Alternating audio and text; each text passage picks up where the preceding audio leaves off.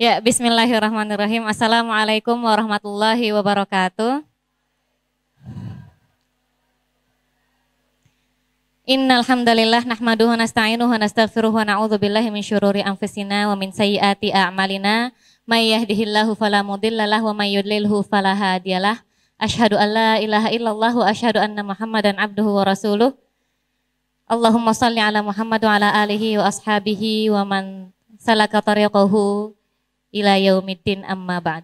Ya teman-teman sekalian, selamat siang di siang yang panas ini dan waktu-waktu yang mengantuk. Semoga kita masih bersemangat untuk sharing, untuk berbincang, untuk ngobrol tentang hal-hal yang insya Allah semoga bermanfaat gitu ya untuk kita semua ke depannya. Untuk persiapan teman-teman terutama yang ada di sini, sebab tema kita untuk sesi ini adalah diperuntukkan kepada teman-teman yang menyandang status Jovisa ya. Sekarang ini namanya Jovisa Festival ya. Kalau kita berdua di sini sudah melewati masanya ya. Kita sudah menikah gitu. Baik. Mari kita panjatkan puji dan puji syukur kehadirat Allah Subhanahu wa taala atas segala nikmat dan rahmatnya kita dipertemukan di sini, dikumpulkan di sini dalam keadaan sehat walafiat, dalam keadaan yang sempurna, tidak ada kekurangan sesuatu apapun. Semoga kita menjadi selalu diberikan kesehatan tersebut ya, karena sekarang Indonesia juga masuk ke dalam zona yang dikhawatirkan begitu ya terkait coronavirus. Jadi semoga kita diberikan kesehatan ini terus-menerus begitu sama Allah dan seluruh warga Indonesia. Kemudian salat serta salam mari kita curahkan kepada Nabi besar Muhammad SAW beserta keluarga, sahabat dan pengikutnya. Semoga kita termasuk ke dalam pengikutnya yang diberikan syafaat olehnya di akhirat nanti. Amin ya rabbal alamin. Ya teman-teman sekalian, tema kita kali ini adalah tadi sudah dilihat di situ ya, tentang ta'aruf, khitbah dan walimah syar'i. Yang akan saya sampaikan dan saya sharingkan di sini adalah mengenai ta'aruf dan khitbah, kemudian dilanjutkan oleh Ustadzah Anissa tentang walimah syar'i. Baik teman-teman, kalau teman-teman mendengar kata ta'aruf, apa yang ada di benak teman-teman? Apa? Perkenalan, oke. Ada lagi? Yang ada di benak teman-teman apa sih tentang ta'aruf itu? Baik. Kalau sekarang ya, zaman sekarang yang namanya ta'aruf, ada orang yang menginterpretasikan dua. Ada yang menganggap ta'aruf itu sama seperti pacaran, karena yang namanya pacaran kan berarti ta'arufan gitu, sedang mengenal, sedang saling mengenal, jadi disebut juga sebagai ta'aruf. Ada juga yang menyebutkan, dan ini yang paling banyak dan paling umum adalah, ya kalau ta'aruf berarti berkenalan menuju pernikahan tanpa pacaran. Yang benar yang mana? Yang kedua, ya, yang benar adalah sebenarnya kalau secara bahasa ta'aruf itu kan dari kata ta'arafa ya ta'arafu yang artinya saling mengenal. Ya. Kalau saling mengenal berarti sebenarnya secara umum yang namanya ta'aruf itu ya perkenalan aja, saling mengenal aja. Tapi dalam hal ini konteksnya pernikahan, maka yang dimaksud dengan ta'aruf itu adalah perkenalan dengan tujuan dan maksud tertentu untuk semakin menguatkan atau meyakinkan diri menuju pernikahan gitu. Ya. Jadi kalau ta'aruf dibilang sama seperti pacaran atau ta'aruf bisa dilalui melalui pacaran, mungkin enggak? Enggak, kenapa? Berbeda. Apa yang membedakan? Saya kayaknya diri enak gak ya? Duduk aja deh. Oke, jadi teman-teman, dulu saya juga pernah dapat pertanyaan gini, anak saya sekarang lagi ta'aruf, ya ta'arufnya pacaran maksudnya. Anak saya sekarang lagi ta'arufan sama calonnya, tapi menurut saya caranya itu salah katanya gitu. Terus kan bingung saya ya, emang ta'arufnya kayak gimana? Maksudnya ta'aruf itu pacaran, berarti kan dia menginterpretasikan yang namanya ta'aruf itu dengan pacaran. Padahal seharusnya ta'aruf itu secara tata ada tata caranya. Yang pertama bisa melalui pertukaran biodata dulu, itu yang pertama. Jadi ta'aruf yang benar, yang syar'i itu adalah melalui perantara. Kita diperantarai oleh keluarga, kita diperantarai oleh guru kita juga bisa, atau melalui teman juga bisa. Tapi sebaiknya teman yang sudah menikah ya. Jangan yang teman masih jomblo juga, nanti ketikung. Jadi kalau bisa teman yang sudah menikah gitu kan, misalnya mau menjadi perantara antar temannya gitu, itu juga bisa. Kemudian jadi nggak berdua-duaan ya. Pertukaran biodata ini untuk apa? Untuk mengenal secara umum dulu. Tapi dalam biodata sebenarnya kalau mau mengulik lebih dalam, kita pembahasannya akan lebih panjang ya. Kalau biodatanya ya tidak secara umum, misalnya kayak mau ngelamar kerja.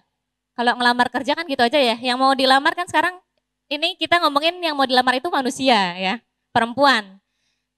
Jadi bukan kayak lamar kerja terus biodatanya cuma nama, tempat tanggal lahir kayak gitu, riwayat pendidikan, riwayat organisasi ya, bukan kayak gitu. Tapi itu ada, kemudian ditambah dengan deskripsi keluarga, riwayat penyakit, kemudian sifat ya, di situ disebutkan karakter diri seperti apa, kekurangan diri seperti apa, itu dituliskan dalam biodata tersebut. Sampai ke rencana masa depan seperti apa. Jadi dengan biodata tersebut kita bisa menilai, ya dari sini saya ada sesuatu yang tidak bisa saya terima enggak ya? Oh dia suku Sunda, saya orang Jawa, orang tua anti banget sama orang Sunda misalnya, kan ada yang kayak gitu ya. Terus kita mempertimbangkan itu kepada orang tua gitu kan, kita sudah meyakinkan mereka tapi tetap aja mereka nolak. Kalau baru pertukaran biodata, it's okay, ditolak berarti sudah selesai, prosesnya sampai sana gitu. Berarti belum masuk ke dalam ta'aruf, itu masih tahap pertama banget. Kemudian setelah pertukaran biodata, nanti masuk ke dalam pertemuan. Nah pertemuan ini, jadi dia sudah lihat biodata, oh sudah pas, sudah cocok, oke kita lanjut. Nah lanjut ini ke dalam pertemuan langsung. Nah di situ perkenalannya secara langsung. Perkenalan secara langsung bisa juga disebut sebagai nazar. Nazar itu artinya apa? Memandang, melihat. Jadi kalau zamannya Rasulullah dulu ada seorang sahabat namanya Mughirah. Beliau datang kepada Rasulullah mengatakan ia meminang seorang perempuan. Kemudian kata Rasulullah, sudah pernah melihat perempuan itu belum? Katanya belum pernah lihat. Kata Rasulullah dianjurkan untuk melihat. Jadi yang namanya nazar atau melihat calon pasangan itu adalah anjuran dari Rasulullah agar menenteramkan atau menenangkan hati biar semakin mantap dan semakin yakin untuk menuju pernikahan kayak gitu. Nah itu pertemuan pertama itu bisa disebut nazar juga. Jadi nazar itu ada dua, bisa pertemuan secara sengaja atau nazar yang tidak diberitahu. Jadi seorang laki-laki misalnya atau perempuan juga bisa melakukan ini.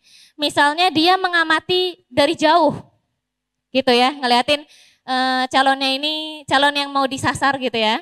Itu pulang ke kampus tuh kayak gimana gitu kan. Terus lagi ngobrol sama temennya gayanya kayak gimana, ketawanya ngakak-ngakak misalnya kayak gitu. Itu diperhatikan, bisa seperti itu. Untuk meyakinkan masing-masing calon gitu ya. Itu berarti sudah masuk tadi pertemuan, kemudian nazar. Nazar ini tadi ya bisa dalam bentuk secara diam-diam dari belakang. Kemudian yang terakhir adalah teman-teman dianjurkan untuk sholat istikharah gitu. Sebenarnya tahapan ta'aruf sampai situ aja. Jadi sholat istikharah itu buat apa sih? Buat meyakinkan diri kita tentang calon tersebut. Jadi bukan buat milih. Saya punya dua pilihan, ya Allah tunjukkan yang mana yang terbaik gitu, bukan begitu. Tapi yang secara hakikatnya ya istikharah itu adalah meminta petunjuk kepada Allah untuk dipilihkan, maksudnya diyakinkan tentang seseorang. Jadi kita udah memilih seseorang nih ya, ada orang yang datang, kita udah yakin dari CV-nya, udah dari pertemuan kita yakin gitu kan. Kita semakin minta diyakinkan oleh Allah melalui istikharah. Doanya seperti apa? Oke, ada yang hafal doanya? Jadi pada intinya adalah kita meminta oleh Allah untuk diberikan kalau misalnya ini yang terbaik bagiku, bagi urusanku, bagi penghidupanku gitu ya. Maka takdirkanlah aku kepadanya dan dekatkanlah dan berikan berkah kepada pilihan ini. Tapi kalau misalnya ternyata buruk bagiku, bagi penghidupanku, bagi urusanku gitu ya, itu maka jauhkanlah aku dan dekatkanlah aku pada takdir Allah yang baik, yang lain kayak gitu, yang baik. Jadi istikharah ini adalah doa untuk menguatkan hati kita. Bukan, ya Allah kasih saya petunjuk gitu kan, jodohkan saya dengan dia gitu misalnya. Ya Allah kalau misalnya dia bukan jodoh saya, jodohkan saya dengan dia misal gitu ya, maksa jadinya. Kalau misalnya dia tidak mungkin berjodoh denganku, ya Allah biarkanlah saja dia berjodoh denganmu, panggil saja dia misal kayak gitu ya. Jadi apa namanya, yang namanya doa istikharah itu berarti untuk meyakinkan diri kita terhadap pilihan kita, satu pilihan. Gitu ya. Nah, kebanyakan sekarang persoalannya adalah kebanyakan pada zaman ini adalah yang namanya perkenalan itu katanya ya, susah kalau misalnya mau nikah tanpa pacaran dulu, tanpa berhubungan secara intens dulu gitu ya, komunikasi secara intens dulu gitu. Sedangkan adab-adab ta'aruf itu ada. Jadi setelah ta'aruf, ketika ta'aruf itu bukannya gitu aja, tapi ada adab-adabnya juga. Misalnya yang pertama, tidak boleh berdua-duaan saja, harus ada perantara. Itu termasuk adabnya ya. Kemudian tidak membuka masa lalu atau menanyakan tentang masa lalu. Masa lalu yang berhubungan sama aib-aibnya yang sudah ditutupnya. Ya, ini sering ditanyakan, misalnya gini, kalau misalnya saya nanya, kamu tuh masih virgin apa enggak sih kayak gitu? Ya laki-laki, nanyain misalnya, kamu masih virgin apa enggak? Kamu masih perawan apa enggak? Kamu dulu pernah pacaran enggak? Sama pacar ngapain aja kayak gitu-gitu? Itu pertanyaan yang tidak boleh ditanyakan. Karena kalau kita lihat zohirnya, karena yang kita lihat kan zohirnya ya, kita lihat zohir dari luar, perempuan atau laki-laki ini adalah orang yang baik, orang yang solih, maka cukup kita bertanya tentang hal-hal yang akan kita hadapi di masa depan. Karena kita akan menikahi seseorang di masa depannya, bukan di masa lalunya kan. Jadi masa lalu lupakan saja ya. Nah, pertanyaan tadi ya, tidak boleh membuka atau menanyakan masa lalu yang berhubungan dengan aib, kemudian tidak menutup-nutupi. Tadi tidak boleh membuka, sekarang tidak boleh menutup-nutupi informasi yang kelak akan berbahaya kalau misalnya ya ditutup-tutupi sekarang nih. Tahu-tahu kebuka nanti gitu kan. Itu akan berbahaya misalnya gini. Ibunya si laki-laki misalnya, ibunya si laki-laki ini suka marah-marah, orangnya temperamen banget. Kalau ngelihat sesuatu yang gak sesuai sama keinginannya dia tuh marah-marah terus kerjaannya misalnya kayak gitu. Nah itu harus disampaikan secara jujur. Ibu saya karakternya seperti ini, saya karakternya seperti ini. Misalnya dia juga temperamen, itu harus disampaikan secara jujur. Jadi tidak boleh ada informasi yang disembunyikan terkait hal-hal yang bisa menghambat pernikahannya kelak. Gitu. Ya. Kemudian tidak ada hujatan kalau misalnya dalam ta'aruf kemudian saya punya penyakit gini-gini terus disamber sama calonnya, oh ya punya penyakit kayak gitu misalnya kayak gitu ya. Saya nggak bisa sama kayak gitu, nah nggak boleh. Jadi tidak boleh ada kata-kata yang menyakitkan dalam proses ta'aruf. Gitu. Nah proses ta'aruf ini makanya tadi kenapa harus jujur, tapi tadi ada masa lalu yang tidak boleh disebutkan gitu-gitu. Makanya berbeda dengan pacaran. Kenapa? Karena kalau di pacaran jujur nggak sih? Kalau kita pacaran tuh jujur nggak? Enggak ya. Kalau orang pacaran itu kan tujuannya untuk menyenangkan hati. Untuk menyenangkan hati kita sama-sama ya. Jadi dapat perhatian, dapat rasa sayang, rasa cinta tuh kayaknya seneng banget. Ditanyain udah makan apa belum aja seneng banget gitu ya. Nah itu biasanya kita saling menyembunyikan kekurangan kita. Kekurangan kita ditutup-tutupin. Jadi kelihatannya baik-baik terus. Kalau ketemu wangi terus misalnya. Padahal di rumah jarang pakai, kalau nggak pakai parfum ya bau badan misalnya gitu ya. Jadi semua yang ditampakkan ketika pacaran itu sesungguhnya seringnya itu adalah hal-hal yang bersifat disembunyikan gitu. Maksudnya yang baik-baiknya aja yang kelihatan. Makanya sulit kalau misalnya mau ta'arufan sambil pacaran itu sulit. Kita mau dicintai sama dia, tapi kita mau nunjukin kekurangan kita gimana gitu kan? Pengennya sih dia ngeliatnya baik-baik aja tentang saya gitu. Jadi agak sulit kalau mau ta'aruf selama pacaran. Nah, kalau misalnya ta'aruf itu resmi, kalau misalnya ta'aruf tanpa pacaran ya, itu prosesnya resmi dan tidak ada niatan-niatan lain selain ini saya mau nikah. Saya mau nikah sama dia, maka kita harus sama-sama menyatukan visi, kita harus sama-sama menyatukan karakter kita sesuai atau tidak gitu. Itu aja niat kita. Kemudian pasrahkan kepada Allah. Kalau enggak dipasrahkan kepada Allah, nanti berujung kecewa. Kalau ternyata ketika masa ta'aruf kita sudah mengenal dia, kemudian menuju pernikahan, ketika menikah di awal-awal pernikahan ternyata ada hal-hal yang kita tidak baru tahu gitu kan. Tentu itu pasti akan terjadi, pasti kita akan kecewa. Jadi semua pasrahkan kepada Allah. Apapun yang disampaikan ketika ta'aruf kita pasrahkan kepada Allah gitu. Kemudian saya juga tadi mau menyampaikan tentang ta'aruf, lalu tiba-tiba lupa. Ini sebenarnya saya punya materinya. Materinya ada di HP, tapi HP-nya disita anak-anak ya untuk mendiamkan mereka. Jadi saya materinya ini. Oke, kita lanjut dulu ya. Setelah ta'aruf maka kita akan memasuki proses khitbah. Nah, dari ta'aruf kita sudah merasa yakin, kita sudah merasa kuat gitu ya, bahwa ini adalah calon saya insya Allah siap untuk menerima dia gitu ya. Maka kita masuk ke dalam proses khitbah. Oh iya, tadi saya mau menyampaikan begini. Apa sih yang harusnya kita lihat dari orang tersebut itu yang saya maksud dalam ketika ta'aruf? Apa sih yang mau kita lihat dari orang tersebut dan membuat kita semakin yakin bahwa ini orang yang pantas untuk kita gitu ya? Kalau kata Rasulullah 4 hal ya. Apa aja? Harta, kemudian keturunan atau nasab, kemudian kecantikan dan agama. Dan kalau memilih dengan yang agama, memilih karena agamanya, maka kita akan selamat gitu. Jadi 4 hal. Kalau laki-laki milih lihat cantiknya boleh, tapi lihat agamanya juga. Gampang lah kalau agama, akhlak bisa nanti diurus gitu kan. Yang penting cantik dulu, soalnya cantik gak bisa diurus. Kalau misalnya udah jelek ya gak bisa diapa-apain misalnya kayak gitu. Ya gak begitu juga ya. Karena kita bukan cuma menikahi fisik ya. Kalau misalnya nikahnya cuma karena cantik atau ganteng bisa hilang.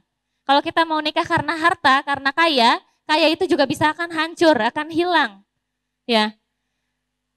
Kalau misalnya kita menikah karena agama, ketika dia ternyata juga orang yang berpunya, orang yang kaya, punya harta banyak, nanti ketika hilang dalam perjalanan pernikahan itu ternyata dalam kondisi ekonomi menurun, karena kita punya, yang kita nikahi itu adalah agamanya ya, karena akhlaknya, maka kita dua atau satu pasangan orang ini gitu ya, insya Allah akan mampu menjalani atau bangkit gitu ya dari keterpurukan itu karena agamanya. Tapi kalau misalnya orang cuma ngelihat kekayaannya doang, dia nggak punya agamanya, ketika kekayaannya hancur dalam pernikahan maka akan sulit menerima. Akhirnya yang terjadi adalah perceraian gitu. Jadi yang dilihat adalah agamanya dulu. Kalau laki-laki, kalau yang saya sarankan untuk para perempuan, kalau mau ngelihat laki-laki itu lihat agamanya dari mana. Yang pertama ibadahnya, yang kedua akhlaknya. Yang ibadahnya rutin. Tapi bukan ibadah wajib, oh dia ibadahnya bagus kok. Ibadahnya bagus maksudnya gimana sih? Sholat 5 waktu terus, ya 5 waktu wajib. Ya, gak bisa jadi ukuran. Sholat 5 waktu wajib, iya oke, dia rajin. Tapi sholatnya di mana? Ya di rumah sih. Di masjid enggak, jarang semasjid. Padahal laki-laki wajib sholat di masjid. Jadi satu kewajibannya udah gugur satu tuh ya kan. Padahal kewajibannya adalah tadi sholat 5 waktu dan di masjid. Kalau laki-laki seperti itu. Jadi dilihat itu, oke, dia sholat 5 waktu, rajin di masjid, selalu ke masjid misalnya kayak gitu. Ditambah amalan-amalan sunnah yang lain. Oh dia sholat duhanya rajin. Oh dia tilawahnya terus tiap hari pasti tilawah. Ada kesempatan tilawah, pasti dia tilawah misalnya kayak gitu. Itu bisa ditanya ke siapa? Ke orang-orang terdekat, jangan tanya ke dianya langsung. Mas kamu tuh rajin sholat gak sih? Oh rajin, ya iyalah. Dia pasti ngomong gitu. Ya, dia nggak mungkin bilang enggak, saya jarang sholat, nggak mungkin ya. Jadi tanyain ke saudara-saudaranya atau teman dekatnya atau sahabatnya ya. Teman kerja juga bisa ditanyain akhlaknya seperti apa. Yang tadi pertama ibadah, kedua akhlak. Akhlak ini terhadap orang tua, ke anak-anak, ke lawan jenis juga termasuk. Dia gimana sih akhlaknya kalau ke perempuan? Karena kita perempuan semua, jadi kita ngomongin laki-laki aja ya. Laki-laki ke perempuan biarin aja. Pokoknya perempuan ke laki-laki seperti itu. Kalau ngelihat dari akhlaknya juga berarti akhlaknya gimana sih kalau ke perempuan gitu kan. Oh dia itu kalau ke perempuan suka modusin misalnya, suka modus, suka nawarin traktiran kemana-mana gitu kan. Di setiap tempat, di tempat kerjanya ada gebetan, di tempat di kuliah di kampusnya ada gebetan, di mana-mana ada gitu kan ya, teman-teman dekatnya, teman-teman perempuannya. Dia suka curhat, dia suka jadi tempat curhat cewek-cewek misal kayak gitu. Nah itu bisa jadi warning juga. Oh berarti akhlaknya sama perempuan kayak gitu. Hati-hati, yang ini namanya bisa menjadi kebiasaan. Kalau kebiasaan susah banget dilepas kalau sudah nikah. Jadi kemungkinan dia melakukan itu lagi, suka traktirin teman perempuannya, suka curhatin, suka dicurhatin sama teman perempuannya, itu masih besar kemungkinannya ketika sudah menikah. Dan melepaskannya agak susah. Nah, jadi teman-teman harus tahu ya dua hal itu. Akhlaknya gimana sama perempuan? Oh akhlaknya baik. Dia tidak suka menggoda perempuan, dia menjaga jarak, menjaga pandangannya kalau misalnya sedang berbicara dengan perempuan. Nah itu yang menjadi pegangan kita. Ya, oh nggak apa-apa lah, dia sekarang kan namanya juga lagi ini ya, lagi masa promosi, jadi deketin cewek-cewek banyak mah biasa aja. Nanti setelah nikah juga paling deketnya sama aku doang, nggak mau gitu ngebuka sama yang lain, belum tentu. Ya, yang namanya laki-laki mah emang hobinya dideketin cewek-cewek tuh seneng gitu loh. Jadi harus tahu akhlaknya dulu ya. Gitu. Dua hal itu yang menjadi pegangan kita untuk melihat agamanya seorang laki-laki seperti apa. Nah, sekarang kita masuk ke dalam khitbah. Ini saya agak buru-buru karena takut waktunya habis.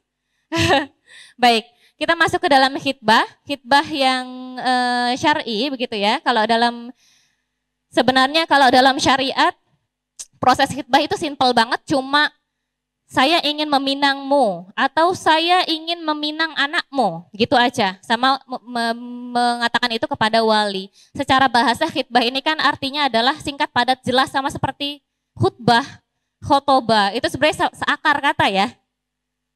Berapa?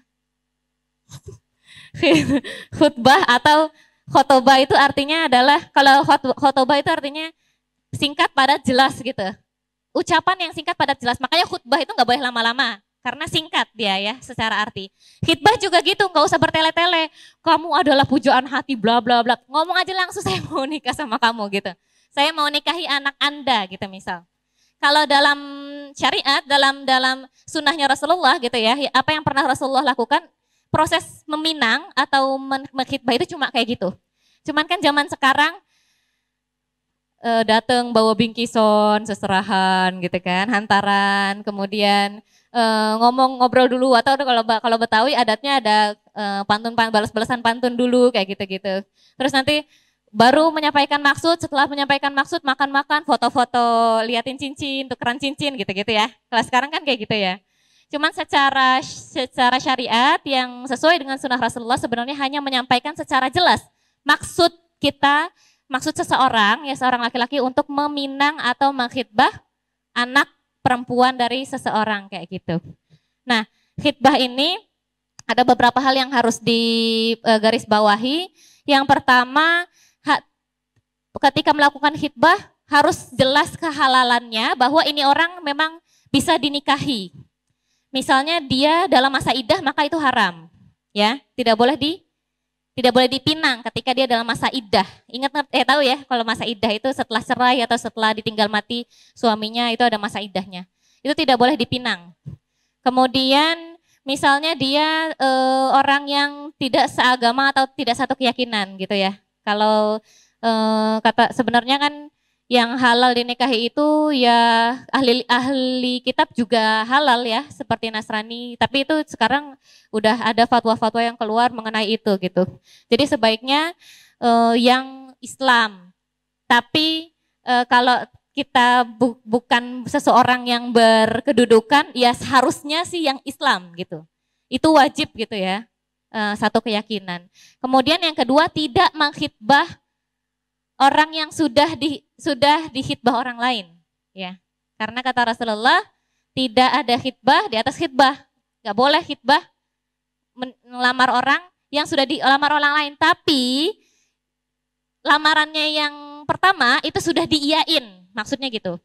Sudah diiyain, kemudian ada lagi yang ngelamar, itu nggak boleh. Kecuali kalau ngelamar, yang pertama ngelamar masih gantung, belum dijawab. Terus yang satunya lagi ngelamar, nah itu masih boleh, masih ada kesempatan untuk masuk. Tapi kalau sudah diiyain sama perempuan, calon istrinya, maka itu sudah tidak boleh dihitbah sama orang lain lagi kayak gitu. Kemudian selanjutnya mempercepat proses hitbah, proses antara hitbah dengan akad, ya, mempersingkat proses, karena yang namanya sebelum hitbah sama setelah hitbah sebetulnya adalah status kita masih sama-sama orang asing.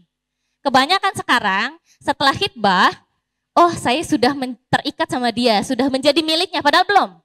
Akad baru, kalau udah akad baru sudah menjadi kepemilikan gitu ya, kalau bahasa ininya ya. Jadi kalau baru hitbah itu belum. Masih ada nih kemungkinan untuk dibatalkan gitu loh, ya. Nanti kalau mau ngomongin pembatalan masih ada lagi sebenarnya, nanti silahkan kita didiskusi aja ya. Kemudian jadi gitu, karena sebelum dan setelah hitbah itu sama statusnya, maka harus dipercepat karena di situ adalah saat-saat setan sangat gencar menggoda gitu untuk bermaksiat. Setan itu senangnya kalau sama orang yang belum menikah, yang jomblo-jomblo itu menggoda agar mereka berdekatan dan bermaksiat. Tapi kalau misalnya udah nikah, justru sebaliknya, setan itu senangnya menggoda sampai memisahkan mereka, ya. Bahayanya setan di sana. Yang terakhir adalah merahasiakan. Merahasiakan ini menurut para ulama, walaupun tidak ada hadis nas yang sahih gitu ya, bahwa harus merahasiakan, tapi menurut para ulama sebaiknya dirahasiakan. Karena apa? Karena untuk menghindari orang-orang yang berhati dengki. Saya cerita sedikit, dulu ketika saya sudah menikah, ya, ternyata saya dapat message dari seseorang yang saya nggak kenal. Fans ya, fans suami saya ternyata. Iya. Jadi dia bilang lewat Facebook waktu itu, dia bilang pokoknya kamu tuh sangat beruntung bla bla bla bla bla gitu ya. Dia memuji-muji, terus dia bilang gini, pokoknya dia menunjukkan bahwa dia tuh hancur, lebur, sengsara gitu loh. Merasa patah banget gitu ya, karena saya menikah sama fansnya dia gitu, maksudnya sama orang yang dia idolakan gitu. Nah, itu setelah menikah, jadi saya udah berapa lama, udah sebulan 2 bulan nikah, baru saya lihat, oh ada message dari orang ini gitu.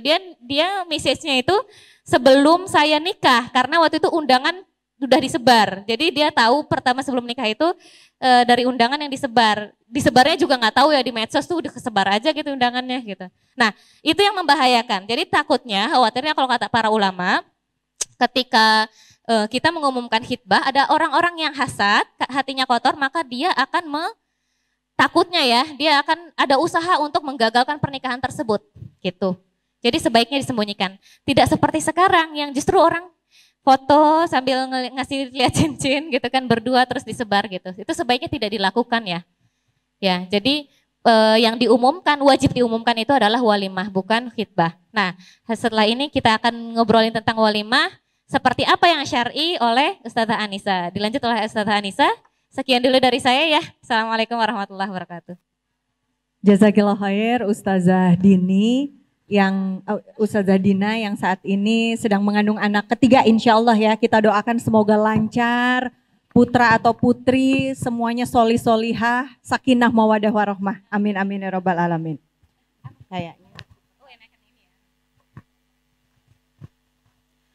Bismillahirrahmanirrahim. A'udzubillahi minasyaitonirrajim. Assalamualaikum warahmatullahi wabarakatuh. Alhamdulillahirabbil alamin. Segala puji hanya bagi Allah Subhanahu wa taala. Salam dan salawat kita haturkan kepada junjungan kita Nabi besar Muhammad sallallahu alaihi wasallam yang insya Allah senantiasa kita nantikan syafaat beliau di yaumil akhir nanti. Amin amin ya rabbal alamin. Jovisa, apa kabar?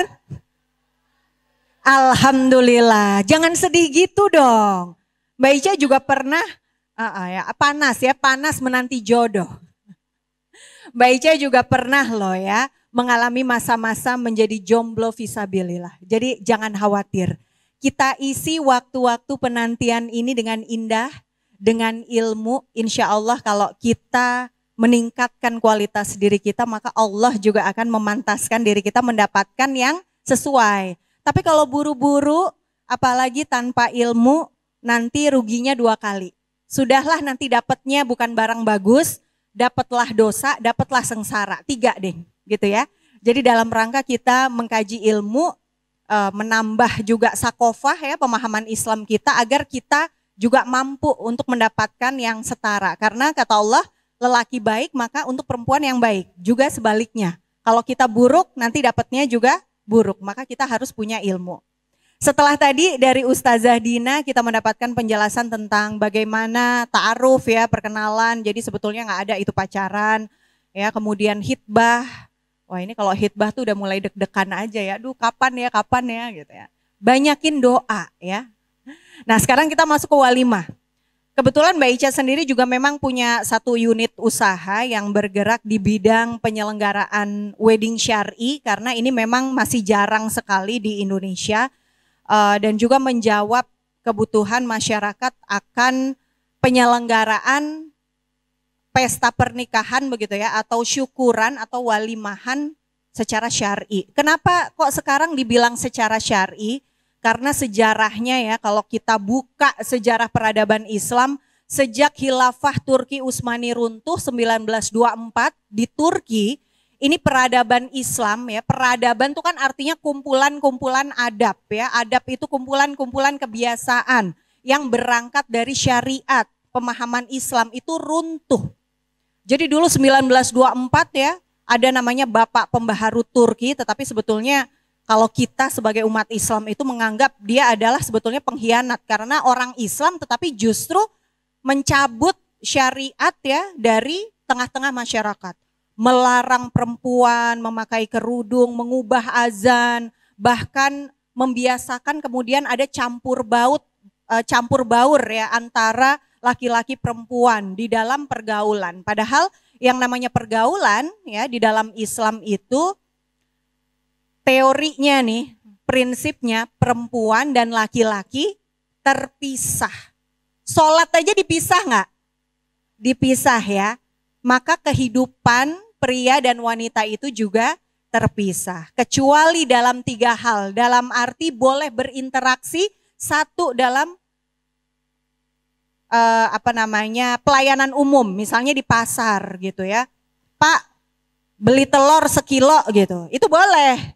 Tapi kalau udah aduh Pak cakep amat hari ini telur sekilo diskon ya. Nah ini udah mulai nggak syar'i nih gitu. Maka ini yang harus kita perhatikan ya, apalagi kita sebagai aset-aset penerus peradaban Islam, kita harus membiasakan kembali, kita harus hidupkan kembali syariat Islam di dalam pergaulan. Lalu kemudian di bidang kesehatan dan juga di bidang pendidikan, ini masih boleh ada interaksi. Tetapi kalau di luar itu sebetulnya kehidupan pria dan wanita juga terpisah. Ya, jadi kalau ada teman-teman suka kongko-kongko, cowok cewek tetapi nggak ada hajat syar'i gitu ya, itu mulai nggak boleh tuh ya, bukan mulai ya, harus segera di stop gitu ya.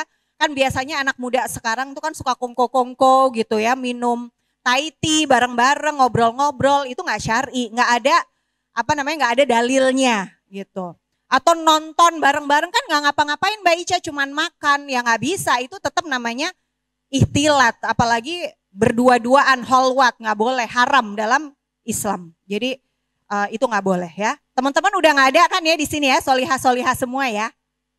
Amin. Kalau yang cemberut berarti masih melakukan. Enggak ya.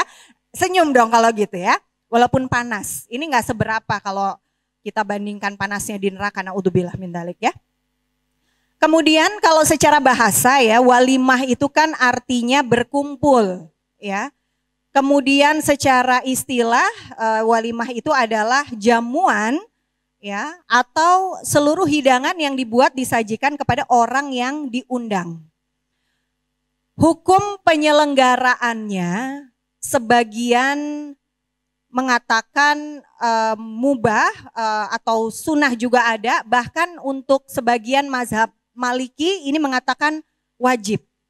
Dalilnya adalah Rasulullah Shallallahu Alaihi Wasallam bersabda kepada Abdurrahman bin Auf, yang artinya adalah adakanlah walimah sekalipun hanya dengan seekor kambing.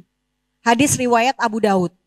Kemudian ketika Ali bin Abi Thalib radhiyallahu anhu menghitbah Fatimah, Rasulullah bersabda, sesungguhnya dalam pernikahan harus ada walimah. Hadis riwayat Ahmad. Maka kalau misalnya teman-teman gitu ya, dari sekarang udah mulai persiapan ya, persiapan tuh artinya dari sisi materi, dari sisi ilmu, boleh mulai nabung-nabung gitu ya, kali-kali bisa membantu gitu ya, karena sekarang ini kita juga nggak terlepas dari permasalahan ekonomi gitu ya, kadang-kadang pesta syukuran itu membutuhkan biaya yang juga nggak sedikit gitu. Jadi boleh mulai dipersiapkan dari sekarang, mengurangi pemborosan gitu ya. Beli hal-hal yang perlu aja gitu. Jadi uangnya lebih baik ditabung buat nikah nanti gitu. Kemudian yang harus dipersiapkan dalam setiap amal perbuatan kita sebagai seorang muslimah, tentu saja di surat Al-Mulk ayat 2 Allah berfirman, Alladzi khalaqal mauta wal hayata liyabluwakum ayyukum ahsanu amala. Allah yang menghidupkan, mematikan, dan Allah menguji kita siapa di antara kita yang lebih baik amalnya gitu. Maka kebaikan amal ini harus berdasarkan Al-Quran dan As-Sunnah. Yang pertama, niatnya harus ikhlas karena Allah. Artinya ikhlas karena Allah itu ya kita menyelenggarakan walimah karena perintah Allah dan Rasulnya. Bukan karena gengsi-gengsian. Kita mau naikin status sosial, pokoknya harus di hotel bintang 5 atau harus di gedung yang VVIP, gedung termewah di Jogja. Kalau nggak di situ nggak mau. Nah ini sebetulnya bukan berasal dari pemikiran dan peradaban Islam nih, tetapi datang dari pemikiran dan peradaban sekulerisme, kapitalisme, di mana segala sesuatu itu dipandang hanya dari tingkat kemewahan gitu ya, kemudian materi gitu. Tetapi walimah yang sesuai dengan pemikiran Islam, peradaban Islam adalah walimah yang niatnya ikhlas karena ingin mengabarkan begitu ya, ingin mensyukuri dengan mengundang saudara, kerabat dan teman-teman. Lalu yang kedua, caranya harus benar sesuai dengan tuntunan Rasulullah Shallallahu Alaihi Wasallam. Kata Rasul, ibadah yang tidak ada contoh dariku maka tinggalkanlah gitu. Jadi kadang-kadang kita suka salah paham ya, segala sesuatu yang baik kita katakan itu ibadah, padahal baik itu belum tentu benar gitu ya. Nah kalau kita kupas nih teman-teman, kebanyakan walimah atau resepsi pernikahan sekarang ini dimasuki ya oleh peradaban-peradaban di luar Islam, yaitu tadi yang Mbak Ica katakan sekulerisme, kapitalisme dari Barat. Akhirnya apa? Ya, pertama caranya nih, karena tadi kan syaratnya 2 ya. Kalau kita kepingin beramal dan amal kita diterima oleh Allah harus ikhlas dan caranya harus benar sesuai tuntunan Rasulullah. Yang namanya walimah itu apa sih isinya? Makan ya kan? Nah makannya itu harus duduk, nggak berdiri. Kadang-kadang kalau kita mengikuti peradaban Barat ya, atas nama modernitas, biar ngetren, biar eksis gitu. Kadang-kadang kita ikut-ikutan gaya Barat, pesta makannya berdiri, standing party. Wah kayaknya udah keren banget itu, astagfirullah, salah ya. Iya dulu Mbak Ica salah, makanya kan nikahnya 2 kali. Alhamdulillah, semoga ini yang pertama dan semoga ini yang terakhir. Karena yang pertama terjerat oleh kapitalisme, makanya gagal. Udah niatnya nggak ikhlas, caranya salah, jadi hancur berantakan, jangan diikutin. Ya, makanya Allah kemudian memberikan kehidupan yang kedua dari awal sampai akhir, insya Allah Mbak Ica jaga sesuai dengan syariat.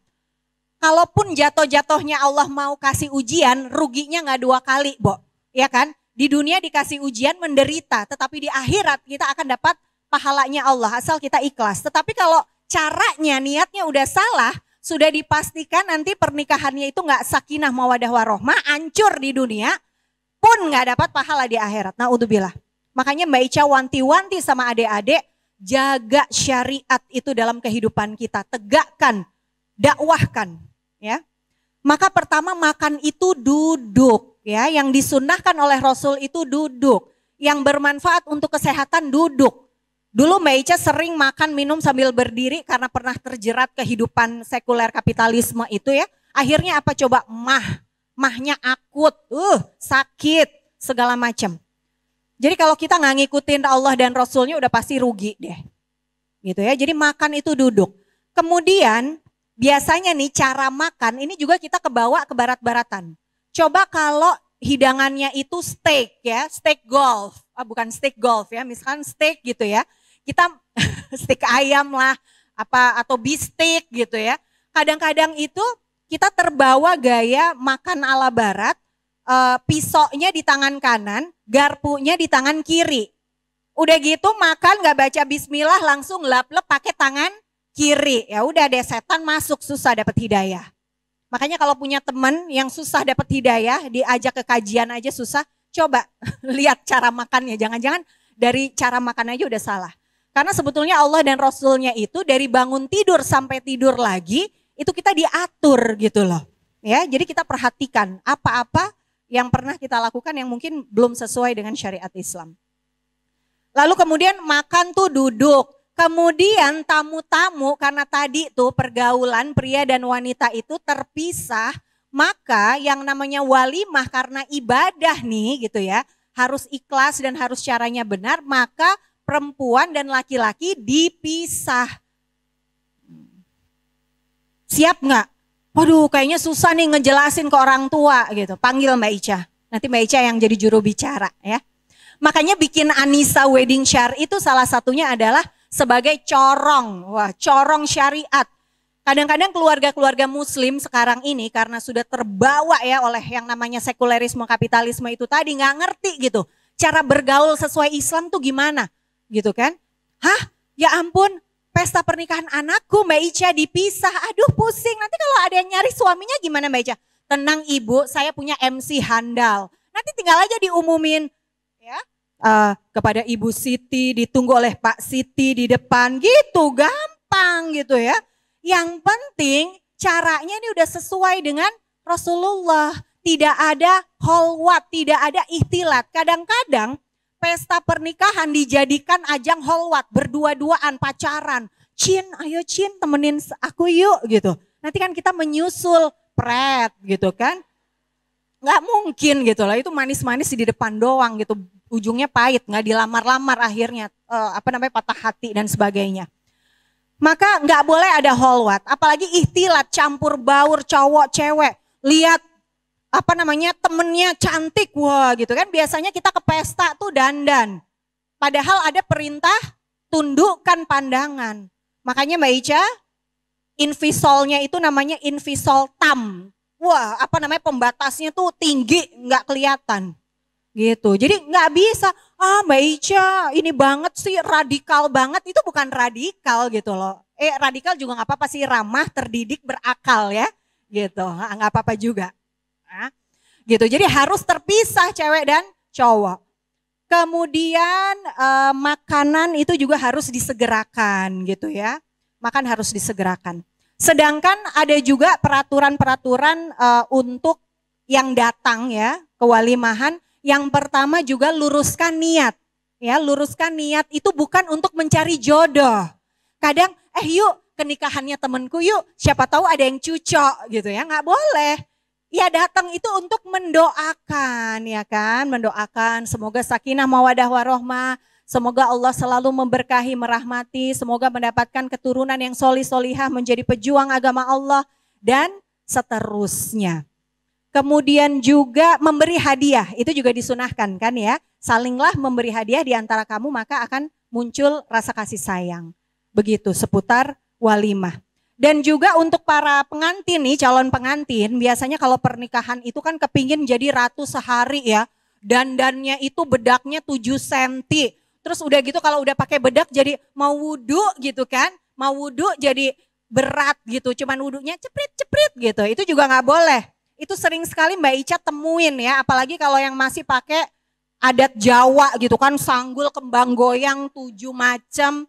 Terus tahu nggak sih ada WO ya yang nggak paham, terus dia dengan seenaknya ngomong sama keluarga pengantin, para pengantin dan keluarga, sholatnya di jamaah aja ya, karena kita udah mau mulai acara. Itu sama sekali salah ya. Jadi tidak boleh melanggar syariat gitu. Kalau memang waktunya sholat ya sholat.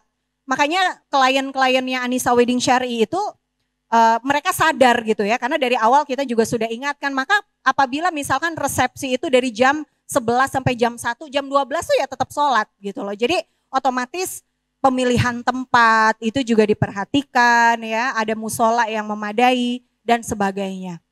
Kemudian masalah dandanan ini juga krusial ya, karena zaman sekarang itu tadi pemikiran-pemikiran di luar Islam itu memasukkan kita dengan budaya-budaya yang sebetulnya bertolak belakang dengan syariat. Misalkan kayak berdandan yang berlebihan, tabaruj, itu juga nggak boleh. Mentang-mentang ke pesta pernikahan terus kita pakai bulu mata 7 cm gitu kan. Itu nggak boleh ya. Jadi Allah melaknat ya, kata Rasul, Allah melaknat perempuan yang menyambung rambutnya. Mau disambung di sini kek, di mana tetap nggak boleh, ya kan? Kemudian itu tadi bedak 7 cm nggak usah lah ya, gitu ya, 2 mil aja cukup gitu. Atau kayak ditabok gitu ya, pakai merah-merah di sini gitu. Atau lipstiknya tuh merah menyala, membara, anti badai gitu, itu juga nggak usah. Jadi kesederhanaan itulah yang sebetulnya sering dicontohkan oleh Rasulullah di setiap sendi kehidupan. Yang penting adalah doanya, silaturahminya bersama keluarga, karena memang walimahan ini juga menjadi ajang ta'aruf kedua keluarga, mempelai laki-laki dan mempelai perempuan. Maka insya Allah teman-teman, kalau tadi ya dari ta'arufnya, hitbahnya, walimahnya syar'i, yang penting itu ridha Allah, ikhlas. Bukan karena kepingin pansos, panjat sosial. Bukan karena kepengen party-party eksis gitu kan. Bukan karena yang lain ya, meniadakan segala alasan selain daripada Allah. Maka insya Allah sakinah, mawadah, warohmah. Dan tidak hanya sehidup semati atau sehidup di dunia, tetapi juga sehidup sesyurga. Insya Allah itu dari Mbak Ica. Mungkin selanjutnya nanti kita bisa buka tanya jawab ya kepada Ustazah Dina dan juga ke Mbak Ica. Ini pas kok waktunya. Wassalamualaikum warahmatullahi wabarakatuh. Oke deh, kalau gitu ditutup terus dibuka lagi. Silahkan pertanyaan, pengennya semuanya pokoknya. Sampai sore kita abisin sesi buat kita aja. Narasumber yang lain besok Oke, ya yang kiri dulu nih kayaknya semangat banget. Silahkan berdiri, namanya siapa, langsung pertanyaannya kepada siapa. Ustazah Dina silahkan, Mbak Ica silahkan. Yuk silahkan. Berdiri boleh, sebutkan nama. Oh, Mbak Ica harus jadi moderator, oke. Bayar ya? Oh enggak. Ini tangkap ya.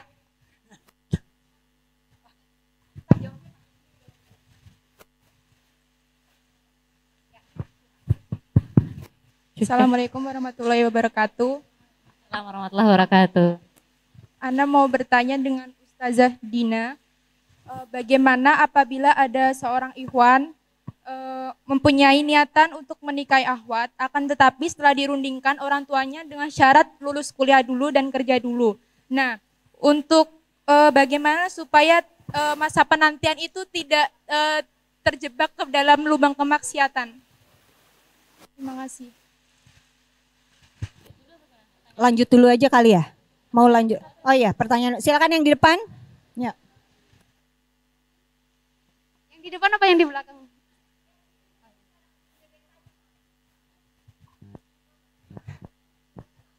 Bismillahirrahmanirrahim. Assalamualaikum warahmatullahi wabarakatuh.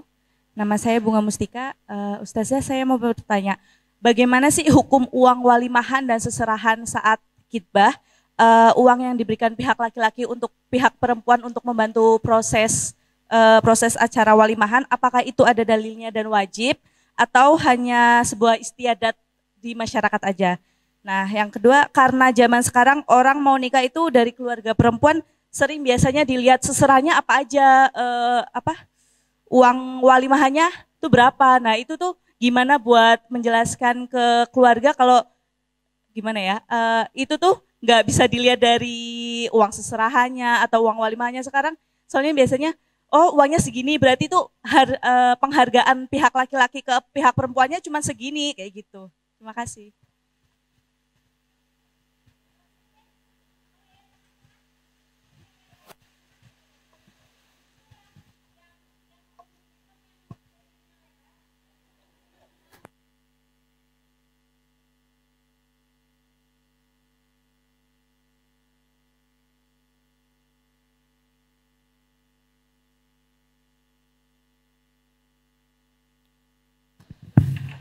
Assalamualaikum warahmatullahi wabarakatuh. Gini Ustadz mau tanya. Ya Ustazah. Ya maaf. Sebelumnya mau tanya bagaimana petunjuk dari Allah apabila kita sudah melakukan istikharah itu petunjuknya bagaimana apabila dia jodoh yang terbaik untuk kita atau tidak seperti itu. Dan yang kedua seperti yang tadi Ustazah Dina katakan bahwa di tengah perjalanan kita nggak tahu kan ujian menuju pernikahan itu kan pasti ada. Nah, bagaimana sikap kita untuk menghadapi ujian kita dapat di tengah perjalanan dan bagaimana kita berprasangka baik sama Allah bahwa semua itu ujian buat kita. Sekian dari saya. Akhirus salam. Ya, udah ya 3 dulu ya. Baik, yang pertama tadi kalau misalnya ada seorang ikhwan datang gitu kan, kemudian ditolak dulu ya karena harus menyelesaikan kuliah. Yang pertama adalah gini, yang pertama ikhwannya punya daya juang yang kuat apa enggak nih buat ngeluluhin hati orang tuanya gitu. Kalau dia mentok nggak ya udah nggak bisa lagi, udah dicoba diluluhkan hatinya tapi tetap nggak bisa. Berarti stop sampai situ prosesnya. Tidak ada yang namanya tunggu menunggu. Tadi kan ditanya, gimana masa penantian itu? Masa menunggu dia lulus kuliah? Enggak ada. Berarti prosesnya sudah selesai, ya. Berarti ada kesempatan orang lain untuk masuk lagi. Dan kita itu saatnya ya ketika orang tua tidak setuju, sebenarnya orang tua itu bisa jadi apa namanya? Karena saya pernah mengalami itu dulu. Jadi orang tua itu bisa menjadi sinyal ya, menjadi petanda tentang jodoh kita. Sikap orang tua seperti apa gitu ya. Terutama orang tua yang kita mengenal orang tua kita adalah orang tua yang baik misalnya ya. Bukan saya nggak mau sama dia karena dia itu jenggotan, kan ada yang kayak gitu. Jenggotan, celana cingkrang gitu ya. Karena emang nggak suka sama orang-orang kayak gitu misalnya kayak gitu. Berarti kan secara sikap memang sudah salah ya. Berarti itu harus diluluhkan dengan misal manggil orang yang dipercaya oleh orang tua atau manggil ustadz gitu kan yang bisa meluluhkan hatinya orang tua kayak gitu. Tapi kalau misalnya kita tahu orang tua kita punya pemikiran yang baik tentang Islam, keagamaan yang juga baik, ketika beliau menolak, saya pernah mengalami itu. Jadi saya pernah dilamar dulu pertama, bukan sama yang ini. Nah, saya juga udah ngerasa serak. Kayaknya saya udah ini gitu, maksudnya udah cocok aja gitu sama dia karena udah kenal cukup lama 3 tahun satu organisasi kayak gitu-gitu. Terus dia ngelamar tapi belum lulus. Sama orang tua nggak boleh, harus lulus dulu. Saya harus lulus dulu, dia juga waktu itu belum lulus. Dia harus lulus dulu. Waktu itu kakak saya belum nikah, kakak saya harus nikah itu syaratnya. Kakak saya harus nikah dulu. Ya udah setelah kalau kayak gitu udah terus beneran nih. Yakin udah saya tanya-tanyain gitu kan untuk meyakinkan dia beneran nih nggak boleh nikah dulu beneran gitu-gitu. Pokoknya titik nggak boleh gitu harus lulus dulu ya udah. Habis itu saya lepasin.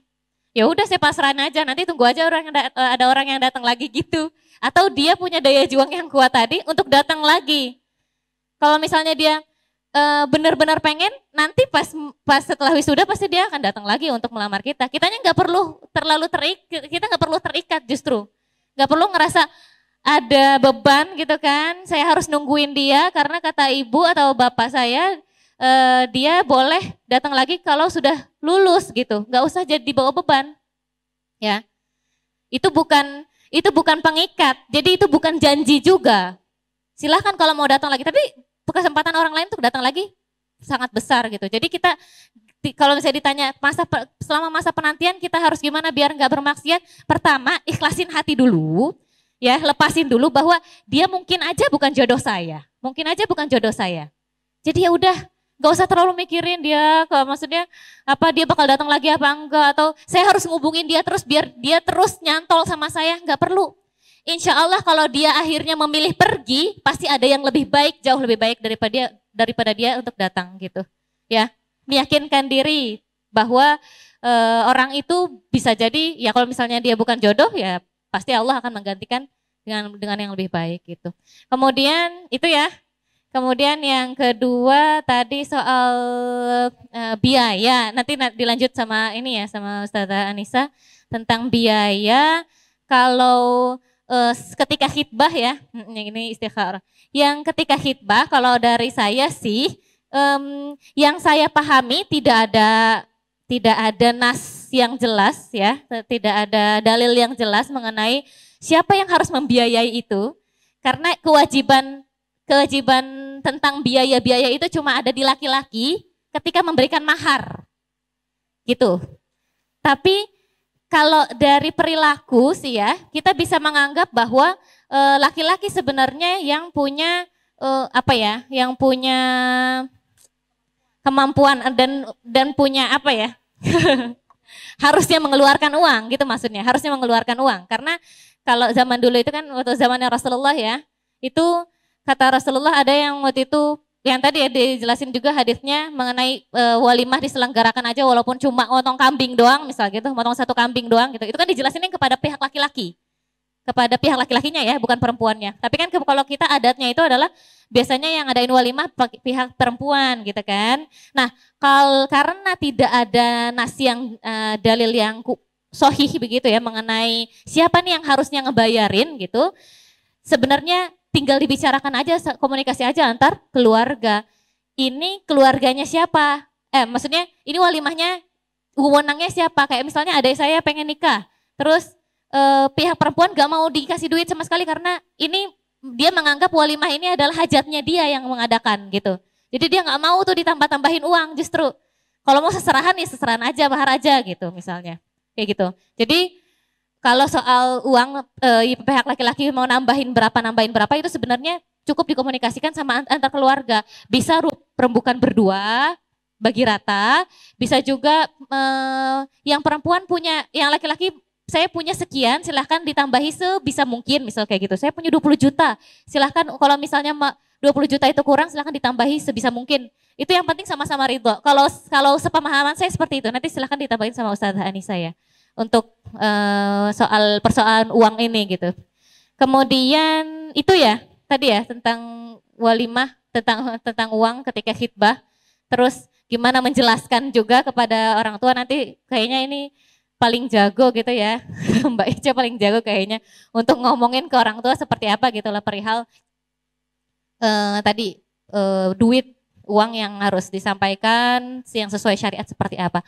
Terus yang tadi istikharah sebagai pertanda ya, tandanya kayak gimana sih gitu ya. Setelah kita istikharah sebenarnya tidak hanya melalui mimpi, kalau katanya kan ada yang bilang melalui mimpi gitu ya. Sebenarnya tidak hanya melalui mimpi, bisa berupa sebuah keyakinan. Yang namanya istikharah itu kan sebenarnya tujuannya untuk menguatkan. Jadi kalau kita setelah istikharah kita merasa lebih kuat, itu berarti jawabannya. Kalau misalnya setelah istikharah ternyata hambatannya datang banyak sekali, dan kita jadi nggak sanggup, berarti mungkin jawabannya tidak gitu. Ya, jadi pertandanya itu banyak. Dan pertanda ini bisa diberikan ketika hati kita bersih, ikhlas ketika istikharah. Jadi kalau misalnya kita maksiat terus, tapi kita istikharah minta petunjuk Allah, belum tentu yang datang itu adalah petunjuk dari Allah gitu. Jadi kalau mau murni petunjuk dari Allah, bersihkan hati kita dulu, perbaiki ibadah kita, buang semua maksiat-maksiat kita, kemudian kita istikharah minta kepada Allah, insya Allah Allah akan memberikan jawabannya yang murni gitu dari Allah. Kemudian apa tadi yang terakhir? Menghadapi ujian menuju pernikahan. Yang pertama harus husnudzon. Tadi kan katanya gimana nih biar bisa husnudzon sama Allah? Yang pertama harus husnudzon. Ya, kalau kita tidak husnudzon berarti kita gak beriman sama Allah. Kita husnudzon dulu nih. Kalau misalnya kita gak bisa berprasangka baik kepada Allah, berarti keimanan kita dipertanyakan. Kalau kita beriman, berarti kita percaya sama Allah. Berarti kita percaya akan takdir-takdir baik dari Allah gitu. Jadi husnuzon sama Allah, itu yang harus didahulukan pertama. Saat ketika datang masalah, ya Allah, kenapa ya kok saya dihadapkan tiba-tiba misal ada mantannya calon, misalnya mantannya calon, datang nggak tahu siapa, maksudnya nggak kenal, tiba-tiba dia datang lah, ngapain gitu kan, ingin merusak gitu ya hubungan menuju pernikahan ini gitu. Jadi kita merasa goyah gitu. Itu kita husnuzan, ini pasti akan ada jalan keluarnya gitu. Kemudian doa sama Allah, ya Allah jauhkan saya dari segala mara bahaya, kemudian luluskan saya dari ujian-ujian ini gitu. Perbanyak doa sama Allah gitu. Kemudian kurangi intensitas komunikasi ya dengan calon, karena biasanya yang menjadi penghambat, yang menjadi ujian yang paling besar itu adalah berkaitan dengan si calon tersebut gitu. Karena kita komunikasi intens misal gitu, atau karena kita sering ketemu terus muncul keraguan-keraguan, kurangin aja. Makanya sebenarnya yang adat dipingit segala macam itu ya sebenarnya ini aja gitu, maksudnya bener juga sih gitu ya, kita di rumah aja nggak usah ke jalan-jalan main keluar, apalagi ketemuan sama si calon gitu kan, ngurusin ini itu berduaan doang sama si calon. Itu biasanya ujian paling besar itu adalah yang berhubungan sama si calon. Kalau ujiannya berupa uang, saya kekurangan duit untuk ngadain walimah segala macam, itu kan tidak seberat itu ya. Insya Allah kita yakin bahwa rizkinya akan Allah berikan. Kemudian mengadakan walimah walaupun uangnya nggak seberapa kan, mengadakan walimah juga bisa gitu kan. Sebenarnya itu tidak seberat yang tadi. Kalau misalnya ujiannya berupa sesuatu yang meragukan hati kita terhadap calon tersebut, makanya harus dikurangi intensitas bertemu dengan calon sebelum menikah gitu. Monggo Ustazah. Oke, nambahin sedikit dari yang sudah disampaikan Ustazah Dina. Teman-teman, kita paham dan juga harus yakin bahwa Allah itu maha segalanya. Yang membolak-balikan hati itu Allah. Tapi Allah juga punya aturan. Maka kalau ada masalah, apakah dalam kehidupan percintaan kita, kehidupan pernikahan kita, begitu ya. Kemudian ekonomi dan sebagainya. Yang pertama, langkah yang harus kita lakukan adalah bermuhasabah. Dan kemudian mempelajari. Pasti ada syariat Allah yang kita nggak jalankan sampai kemudian ada masalah. Karena tidaklah musibah itu menimpa manusia, melainkan perbuatan manusia itu sendiri. Maka kita harus mempelajari Islam secara kafah, dari akar sampai daunnya. Dari masalah akidah, syariat nih banyak banget, dari bangun tidur sampai tidur lagi. Dari cara sholat, cara bergaul, cara cari duit, bahkan masuk ke toilet aja, Allah tuh udah ngajarin ya. Maka kita harus mengkaji itu. Dan kemudian konsisten, gimana caranya biar konsisten, biar gak ada gangguan-gangguan, ya kita hanya memilih pergaulan-pergaulan yang solih dan solihah saja gitu, yang solihah kalau kita perempuan.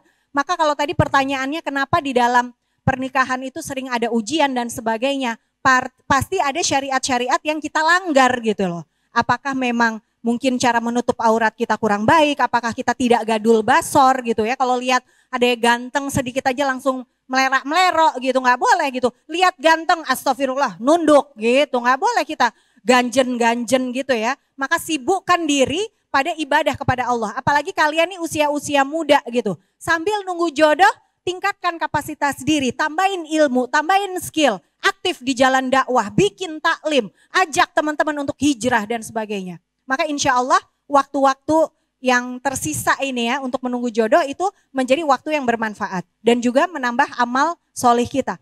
Kalaupun nanti ada musibah tetapi di dalam jalur yang benar, artinya tidak ada pelanggaran dari kita, maka itu murni insya Allah Allah mau mengangkat derajat kita. Karena memang Allah itu menurunkan ujian, musibah, salah satunya adalah untuk menggugurkan dosa-dosa kita dan juga untuk mengangkat derajat kita yang mana mungkin kita tidak sanggup untuk meraih derajat tersebut dengan ibadah-ibadah yang selama ini kita lakukan. Maka teman-teman, menikah itu adalah ibadah, segala aktivitas kita itu insya Allah adalah ibadah, manakala satu ikhlas niatnya dan yang kedua caranya benar menurut tuntunan Rasulullah SAW. Termasuk tadi soal biaya ya. Sebetulnya karena sekarang ini kita ada di era ekonomi kapitalisme yang mana memang tidak pro rakyat gitu ya. Jadi cari duit tuh ibaratnya susah gitu ya. Sekarang apalagi nih dolar aja udah sampai 15.000 gitu. Padahal dolar tuh dari mana gitu ya, kita ikut-ikut aja. Padahal kita umat Islam tuh jumlahnya paling banyak sedunia. Tapi karena kita tercerai-berai, jadi kita nggak bisa bangkit gitu loh. Peradaban kita tuh nggak maju gitu. Kita sekarang tuh ibarat kalau kata Rasul di akhir zaman, umatku itu ibarat hidangan, jumlahnya banyak. Tapi kalian itu hanya seperti buih di lautan karena terlalu cinta dunia dan takut mati. Maka apa yang harus dilakukan? Ya udah apa adanya aja, sanggupnya berapa, kita buka-bukaan gitu kan. Kita bilang sama mama papa kita, mami papi sekarang udah gak zamannya materialistik. Besok kain kafan kita tidak punya kantong ya kan. Iya kan, kadang-kadang tuh orang tua kita masih kebawa matre juga gitu. Makanya nurun ke kita. Nah sekarang kita masanya hijrah, kita hapus materialisme itu dari pikiran kita. Kita menikah karena Allah, maka gak ada tuh pasok, tukon, apaan sih. Di dalam Al-Quran juga Allah ngingetin, janganlah kamu mengikuti tradisi nenek moyangmu yang mana mereka tidak punya pengetahuan gitu loh. Maka gak ada pasok, tukon, emang beli gitu. Iya, emang mobil-mobilan gitu kan. Lagian nanti kalau ternyata ya pasok tukonnya gede tapi ternyata dia pinjem ke bank riba, itu ngeri banget. Rumah tangga hancur, berantakan, panas, pasti itu. Karena pemakan riba itu jalannya tuh seperti kerasukan setan nanti di akhirat. Nggak cuma di akhirat, di dunia aja biasanya udah begitu. Makanya daripada gitu ya, kita tuh mau pansos gitu ya, biar di mata calon mertua tuh kita terangkat, terus cowok-cowok tuh jadi berlomba-lomba ngumpulin duit, tapi bukan dengan cara yang halal, itu juga salah. Maka memang memahami Islam, mendakwahkan Islam itu harus berangkat dari keluarga kita sendiri. Nah dari sekarang nih, teman-teman udah punya ilmu, mulailah dakwah sama mami papi gitu kan. Mami, emang gak capek bergaya hidup yang tidak sesuai Islam? Yuk kita hijrah mami gitu ya. Yuk kita ke kajian. Kalau mungkin biasanya jalan-jalan malam minggu, hari minggu ke mall, cobalah ke Jogokarian kayak ke Masjid Kauman kayak, mulailah. Ajak mami papi kita untuk juga berhijrah. Agar nanti tiba saatnya nikah gak ribet gitu. Karena ada klien juga. Anaknya udah syar'i gitu ya, udah belajar sistem pergaulan dalam Islam. Pas mempresentasikan ke mami papinya, dipisah-pisah misalkan gitu ya. Terus sederhana banget, apa kata teman-teman Eke gitu, itu kan gak bagus gitu ya. Maksud Mbak Ica itu nanti tadi ya, ikhlasnya gak dapet dan caranya juga gak dapet, jadi gak ibadah nih. Nah pasti nanti pernikahannya akan banyak masalah karena awalnya udah jelek, nanti hasilnya jelek. Maka Allah dan Rasulnya tuh udah turunkan cara ya. Dari niat, cara, semua tuh udah diatur. Udahlah kita berdasarkan syariat Islam aja. Itu dari Mbak Ica ya. Semoga bermanfaat. Jadi Jovisa yang membawa perubahan di tengah-tengah umat. Ya, mengangkat peradaban Islam. Dan insya Allah waktu-waktu penantian kita ini bernilai ibadah. Ya, di hadapan Allah Subhanahu wa Ta'ala. Wassalamualaikum warahmatullahi wabarakatuh. Mohon maaf lahir dan batin.